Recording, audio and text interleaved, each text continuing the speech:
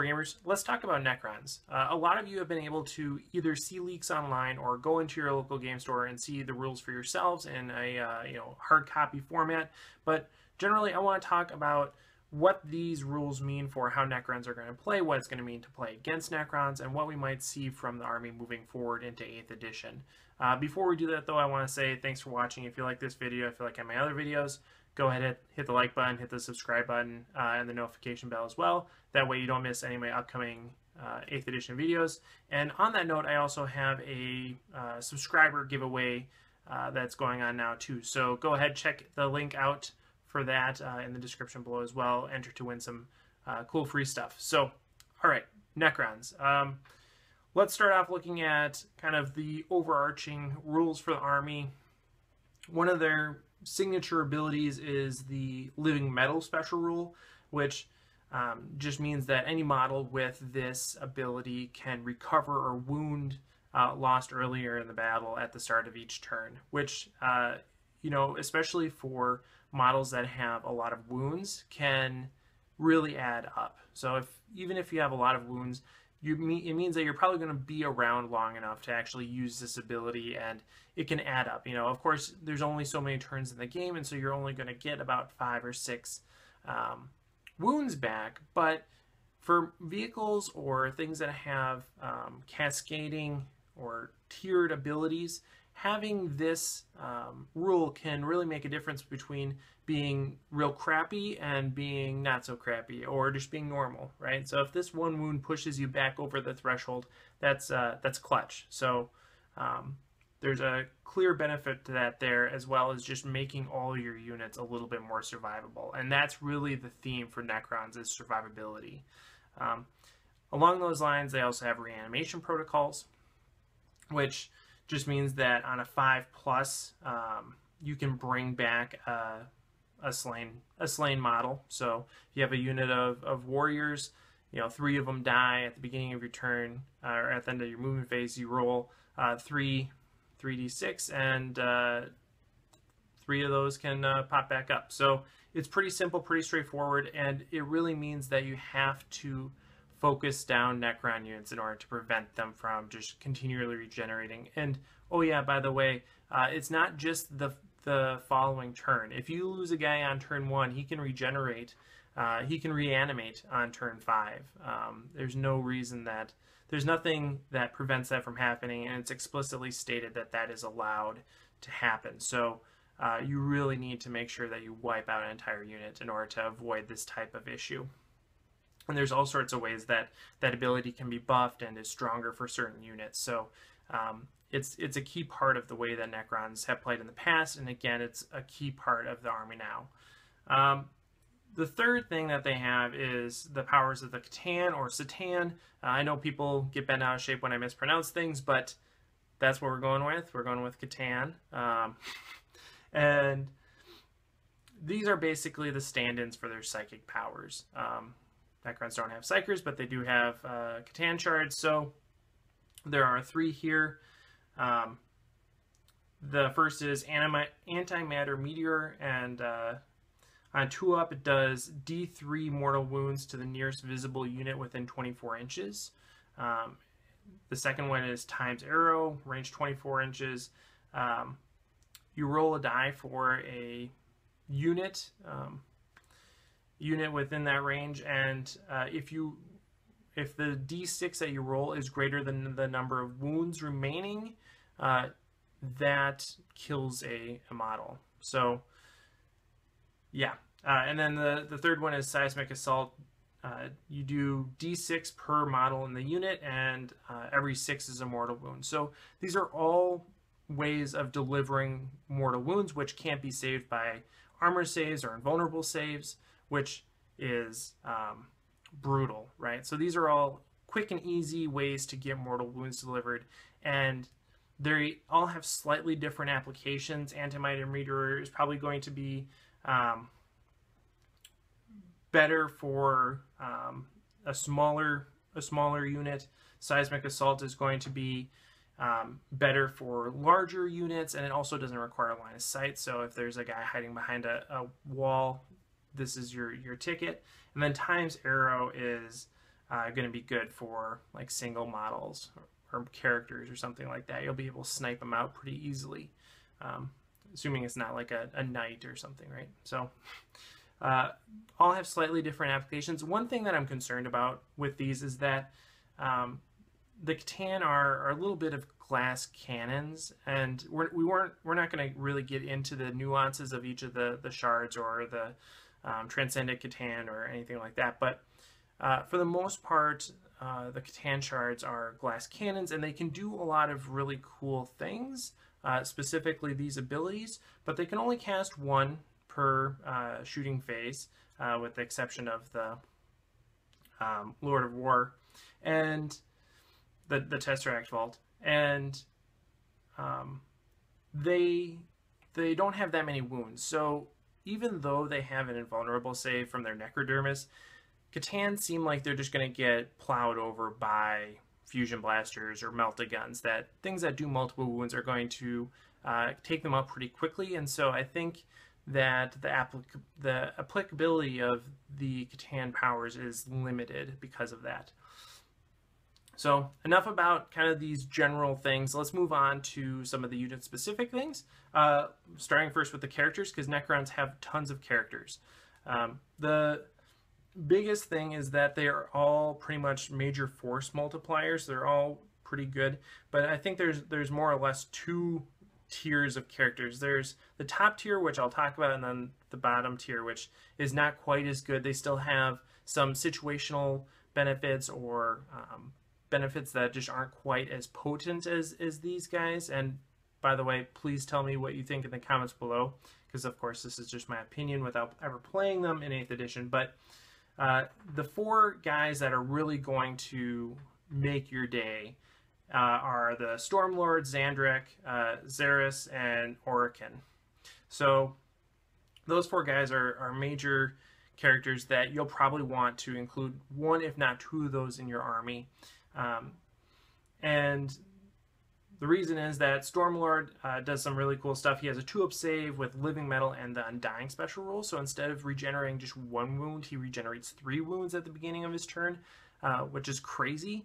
Or excuse, I think I said 3. I meant D3 wounds. So the ability to regenerate up to 3 wounds in a turn is insane.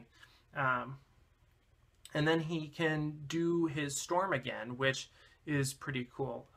Within 48 inches, you roll a D6, and it does that many mortal wounds to the targeted unit, assuming you didn't roll a 1. And then for every adjacent unit to that, you can roll a D6 again, and on a 6 they suffer a few mortal wounds as well. So really can wreck somebody's day pretty early on in the game with that, or in a situation where they're all clustered together. It can really do some damage, which is pretty cool. He also synergizes well with Flayed Ones, which we'll talk about in a minute. Xandrek has this ability that basically randomly gives a benefit of either +1 attack, +1 ballistic skill, or a charge reroll to a nearby infantry unit.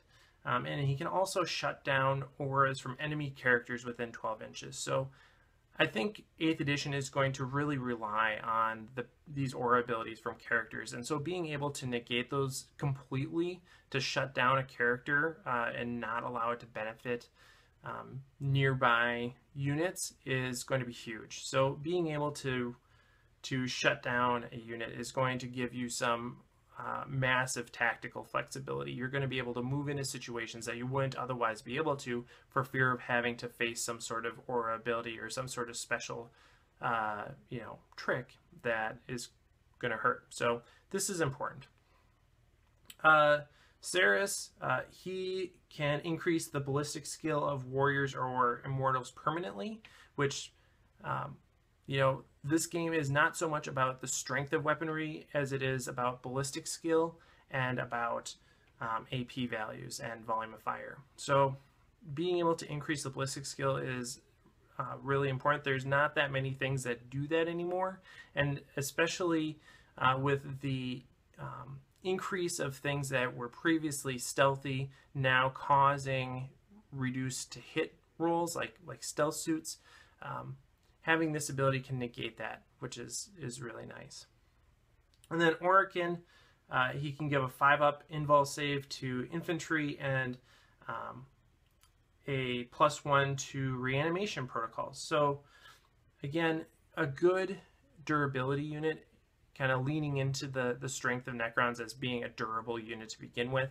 And then he also has a secondary profile that if you roll a die and it is lower than the turn number, then he gets this empowered ability, and that basically turns him up to 11 and really makes him kind of scary in close combat. So yeah, those 4 guys I think are going to be common things within your armies. And in addition to that, you could sprinkle in some other characters, including like just standard Necron Lords or Cryptex. A lot of these guys have the My Will Be Done special rule, which allows them to add 1 to an advance, charge, or hit rolls to an infantry unit within 6 inches of them, which, again, those modifiers are really important. They'll seem like they're small things, but when you add up a bunch of gauze shots, that +1 to hit is huge. So I think any of these characters are going to be, wonderful additions to a Necron army.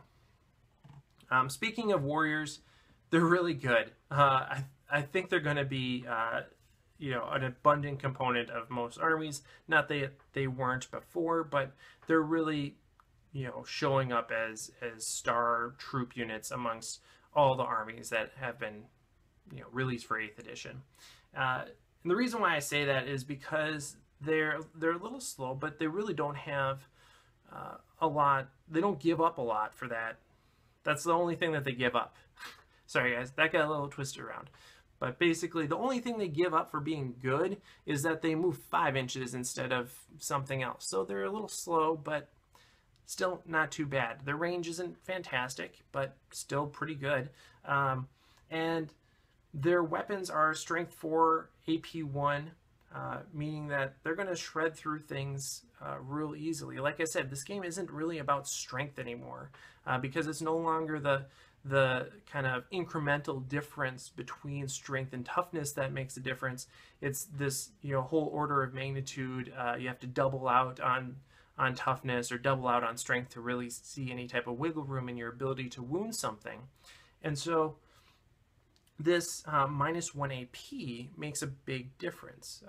You might as well, in most cases, have a strength 5 weapon or a strength 3 weapon, and it's going to wound just as well. But that -1 AP is critical because that's something that not a lot of troop units are going to have access to. And of course, they have reanimation protocols, which make them stick around nice and long for you.